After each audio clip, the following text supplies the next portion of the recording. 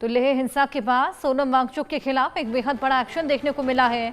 सोनम वांगचुक के खिलाफ गृह मंत्रालय का एक्शन। सोनम वांगचुक के एनजीओ का एफसीआरए लाइसेंस रद्द कर दिया गया है। विदेशी फंडिंग के आरोप में एफसीआरए लाइसेंस रद्द किया गया है। अघोषित बैंक खातों के जरिए पैसा विदेश भेजने का शक भी है यहाँ पर।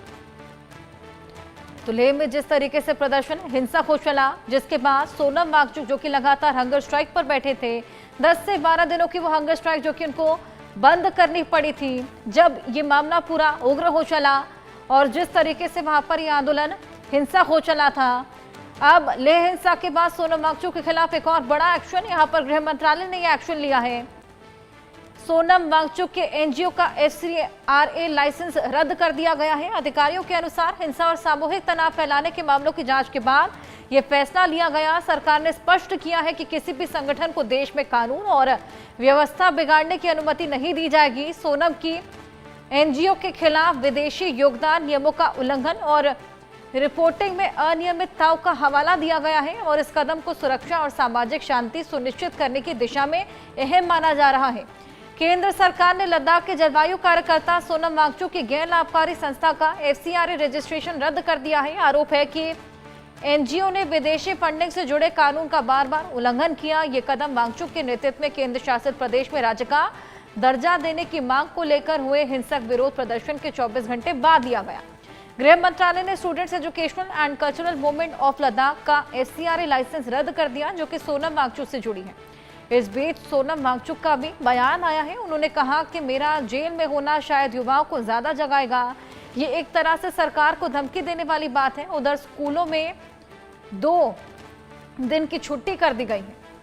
सोनम वांगचुक के एनजीओ का एफसीआरए लाइसेंस रद्द। गृह मंत्रालय ने बेहद बड़ा एक्शन लिया है। लेह में जिस तरीके से हिंसक प्रदर्शन देखने को मिला, सोनम वांगचुक को जिस तरीके से इसको लेकर आरोपी ठहराया जा रहा है, तमाम बयान उनके द्वारा दिए गए, जिसके चलते अचानक से ये पूरा प्रदर्शन ट्रिगर होता है, हिंसक हो जाता है। अब उसी को लेकर केंद्र ने ये बेहद बड़ा फैसला लिया है, बेहद बड़ा एक्शन लिया है। हालांकि इस पूरे मामले को लेकर अभी भी जांच पड़ताल जारी है। एक्चुअल कल्प्रिट तक पहुंचने की तमाम कवायदे भी जारी है। इसी बीच हमने देखा कि सरकार कांग्रेस का कनेक्शन भी इसमें जोड़ती हुई नजर आई है। सोनम वांगचुक पर केंद्र का यह बेहद बड़ा एक्शन। लेह हिंसा के बाद सोनम वांगचुक के खिलाफ यह बेहद बड़ा एक्शन देखने को मिला। सोनम वांगचुक के खिलाफ गृह मंत्रालय ने यह एक्शन लिया है। सोनम वांगचुक के एनजीओ का एफसीआरए लाइसेंस रद्द कर दिया है। विदेशी फंडिंग के आरोप में एफसीआरए लाइसेंस रद्द किया गया। अघोषित बैंक खातों के जरिए पैसा विदेश भेजने का भी शक जताया जा रहा है। तो तमाम ऐसे बैंक के खाते जिसके जरिए विदेश ये तमाम फंड्स भेजे जा रहे थे। हालांकि अभी इसको लेकर गहन जांच पड़ताल की जा रही है। ये पता लगाने की कोशिश की कहां से ये विदेशी फंडिंग आ रही थी या जा रही थी, इसका खुलासा भी जल्द हो जाएगा। लेकिन लगातार इन बैंक खातों को खंगाला जा रहा है और गहन जांच पड़ताल सोनम वांगचुक से जुड़े एनजीओज की भी की जा रही है। एफसीआरए लाइसेंस यहाँ पर रद्द किया गया और इसके अलावा भी जो हिंसक झड़प हुई थी उसको लेकर भी गहन जांच पड़ताल की जा रही है। लगातार लोगों से पूछताछ की जा रही है। सरकार ने जिस तरीके से कांग्रेस में भी कांग्रेस का रोल बताते हुए जो कांग्रेस को घेरा है इस पूरे हिंसक प्रदर्शन को लेकर, ऐसे में सोनम वांगचुक पर भी तमाम आरोप लगाए जा रहे हैं इस पूरी हिंसा को भड़काने के। उनके जो तमाम बयान रहे वो किसी ट्रिगर की तरह रहे और उसी के बाद ये जो हंगर स्ट्राइक था जो कई दिनों से चला आ रहा था, अचानक से धधक जाता है और इस तरह की परिस्थितियां देखने को मिलती हैं जिसमें तमाम लोगों ने जान गंवाई है, तमाम लोग घायल हुए हैं और बेहद ज्यादा क्षति लद्दाख को पहुंची है। पूर्ण राज्य बनाने का दर्जा यहां पर मांगा जा रहा है और इसी बीच तमाम और मांगे हैं जिसको लेकर लगातार ये प्रदर्शन देखने को मिला। जिस तरीके से लोकसभा में 2 सीटें भी मांगी गई हैं, वहीं क्या कुछ मांगे हैं ये भी आपको बताएं। प्रदर्शनकारियों ने 4 बड़ी मांग रखी। लद्दाख को पूर्ण राज्य का दर्जा मिले, 6ठी अनुसूची के तहत संवैधानिक सुरक्षा मिले, कारगिल और लेह अलग लोकसभा सीट हो और सरकारी नौकरी में स्थानीय लोगों को भर्ती की जाए। और ये 4 मांगे जो कि वहां के लोगों ने मांगी है और इसी को लेकर ये पूरा प्रदर्शन न केवल आज से लेकिन लंबे समय से देखा जा रहा था। लेकिन इससे पहले जो प्रदर्शन था, जो हंगर स्ट्राइक थी सोनम वांगचुक द्वारा की जा रही थी, वो शांतिपूर्वक की जा रही थी। अचानक से कुछ ऐसा ट्रिगर वहां पर होता है जिसके बाद ये बेहद ज्यादा घातक हो जाती है, हिंसक हो जाती है और इसी को लेकर तमाम सवाल खड़े हो रहे हैं कि क्या वो ट्रिगर पॉइंट रहा जिसकी वजह से अचानक से ये हिंसा धधक गई। लेह हिंसा पर गृह मंत्रालय का बयान सामने आया है। वांगचुक ने भड़काऊ भाषण देकर उकसाया है, हिंसा राजनीति से प्रेरित लोगों की साजिश है। नेपाल के आंदोलन का जिक्र कर भड़काया गया है। नेपाल का कनेक्शन भी निकलकर सामने आ रहा है। जिस तरीके से नेपाल में हाल फिलहाल जेनजी सड़कों पर उतरा था, बेहद ज्यादा भयावह वहां पर स्थिति बन गई थी, कुछ ऐसा ही हश्र देखा गया लद्दाख में भी। अब ये कनेक्शन में निकलकर सामने आ रहा है, लेकिन एक्चुअल कल्प्रिट कौन है ये जल्द ही जांच पड़ताल में साफ हो जाएगा। आशिक मीर हमारे सहयोगी हमारे साथ जुड़ गए हैं। आशिक, लगातार इस पूरे मामले को लेकर जांच पड़ताल जारी, लेकिन वाकई जो हंगर स्ट्राइक कई दिनों से चल रही थी, अचानक से ऐसा क्या ट्रिगर होता है वहां पर कि वो इस तरीके से हिंसक प्रदर्शन में तब्दील हो जाती है। खासा क्षति उसकी लद्दाख को झेलनी पड़ी है। लद्दाख जो कि शांति प्रिय कहा जाता है, अचानक से ऐसा क्या ट्रिगर हुआ वहां पर जो ये सब देखने को मिला?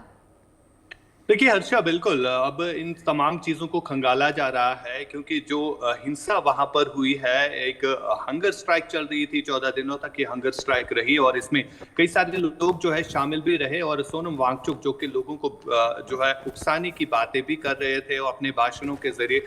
लेकिन फिर किस तरह से प्रदर्शन हुए और उस प्रदर्शन के दौरान किस तरह से लोगों ने जो सरकारी प्रॉपर्टी है या पब्लिक प्रॉपर्टी है उसको किस तरह का नुकसान पहुंचाया, अब इस पर जो है ईडी जांच करेगी और कहीं ना कहीं जो एफसीआरए रजिस्ट्रेशन होती है एक एनजीओ की, उस पर जो है अब उसको रद्द भी किया गया है, सोनम वांगचुक की एफसीआरए रजिस्ट्रेशन। और फिलहाल जो है इस पर ईडी जो है जांच पड़ताल करने जा रही है क्योंकि ये पहली बार ऐसा हुआ है कि लद्दाख में इस तरह की हिंसक झड़प जो है वो देखने को मिली है, जिसमें कई सारे लोग जो है वो मारे भी गए हैं और कई सारे हताहत भी हुए हैं। इससे कहीं ना कहीं लद्दाख की छवि पर भी काफी बुरा असर भी पड़ा हुआ है। हालांकि जो मांगे थी उन मांगों को लेकर अभी तक इस तरह का उग्र प्रदर्शन जो है पहली बार देखा गया है। इससे पहले जब प्रोटेस्ट होते तो पीसफुल प्रोटेस्ट होते थे, इस तरह का नुकसान जो है लद्दाख के लोगों को नहीं झेलना पड़ा।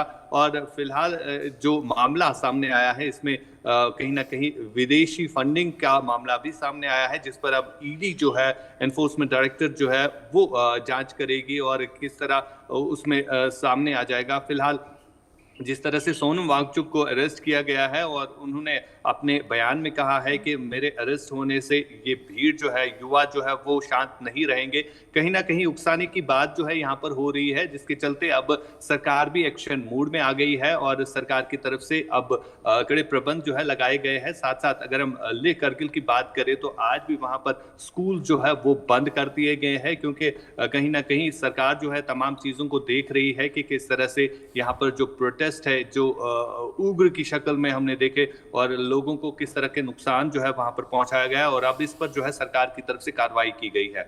जी हर्षा। बिल्कुल, सरकार लगातार इसको लेकर जांच पड़ताल भी कर रही है। गृह मंत्रालय ने यहाँ पर एक बेहद बड़ा एक्शन लेते हुए जो एनजीओ था उसका एफसीआरए रद्द कर दिया है और लगातार सोनम वांगचुक की मुश्किलें बढ़ रही हैं, लेकिन उसके बावजूद जब वो जेल में है तो वो अपनी आवाज़ बुलंद कर रही हैं। उनका कहना है कि इससे जेनजी को और ज़्यादा बढ़ावा मिलेगा, जेनजी के लिए एक एग्जाम्पल सेट होगा।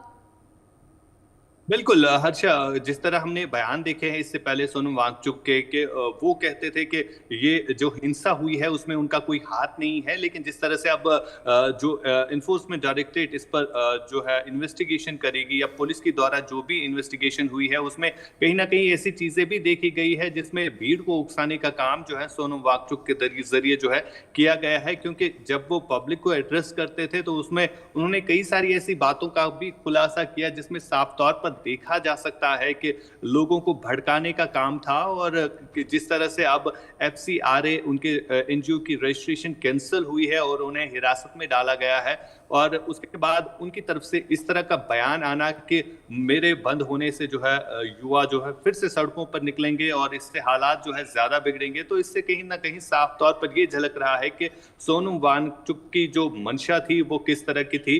वो कहीं ना कहीं सरकार को अपने आड़े हाथों ले रहे थे, लेकिन सरकार की तरफ से जो है अब रणनीति चेंज की गई है और फिलहाल सरकार की तरफ से हर एक चीज को बारीक बीनी से देखा जा रहा है और हर एक चीज को खंगाला जा रहा है कि आखिरकार इस तरह का उग्र प्रदर्शन कैसे हुआ जो कि आज तक कभी नहीं हुआ। और खासतौर पर अगर हम कारगिल लेह की बात करें तो ये एक पीसफुल एरियाज के तौर पर अभी तक देखे जा रहे थे, और इस तरह वहां पर पब्लिक प्रॉपर्टी को डैमेज करना कहीं ना कहीं कई सारे सवाल जो है वो खड़े कर देता है। बिल्कुल, एक तरफ जहां सोनम वांगचुक पर लगातार सवाल खड़े हो रहे हैं आशिक, इसी बीच कांग्रेस कनेक्शन भी निकाला जा रहा है। इसी कड़ी में हमने देखा कांग्रेस पार्षद ने लद्दाख की हिंसा भड़काई है। बीजेपी ने स्टेंजिंग सेपांग की एक फोटो शेयर की थी, वीडियो शेयर की थी जिसमें उनके हाथ में हथियार थे, और ये भी पूछा था क्या यही चाहते थे राहुल गांधी। देखिए बिल्कुल कई सारे ऐसी चीजें सामने निकल कर आई है, और खासतौर पर अगर हम भारतीय जनता पार्टी की बात करें तो उनकी तरफ से साफ तौर पर अब ये कांग्रेस पर इल्जाम लगाने की जो है कोशिश की गई, और कहीं ना कहीं एक काउंसलर भी देखा गया जिसके हाथ में कुछ ऐसी चीजें देखी गई जिससे साफ तौर पर झलक रहा था कि वो किस तरह से हिंसा को भड़काने की कोशिश कर रहे थे। और ये बताया गया कि ये कांग्रेस का एक काउंसलर रहा है म्युनिसिपल काउंसिल में वहां पर, और किस तरह से वो भीड़ को उकसाने की कोशिश कर रहा था। उसका एक वीडियो जो है बीजेपी के कई सारे प्लेटफॉर्म्स पर जो है वो देखने को मिला, और सोशल मीडिया पर इस खबर को भी जो है फैलाया गया कि किस तरह से कहीं ना कहीं कांग्रेस जो है इस हिंसा के पीछे है, इस झड़प के पीछे। और साथ ही साथ नेपाल का एंगल भी दिया गया, और ये भी कहा गया कि कहीं ना कहीं नेपाल का कनेक्शन भी इसके साथ हो सकता है। लेकिन फिलहाल ये जांच का मामला है, इस पर जांच जो है अब ईडी एनफोर्समेंट डायरेक्टर और साथ साथ जो एजेंसीज है, खासतौर पर अगर हम जम्मू कश्मीर पुलिस की बात करें या कारगिल पुलिस की बात करें तो उनकी तरफ से जो है अब इस पर जांच करनी जो है वो शुरू हो चुकी है, और आने वाले दिनों में ये पता चलेगा कि किस तरह इस हिंसा को भड़काने की कोशिश की गई थी। बिल्कुल, 3 नेपाली नेशनलिस्ट भी इस प्रोटेस्ट का हिस्सा थे, बुरी तरीके से वो जख्मी हुए हैं, लेकिन ये अभी तक समझ नहीं आ पा रहा कि वो इस प्रोटेस्ट का हिस्सा कैसे बने।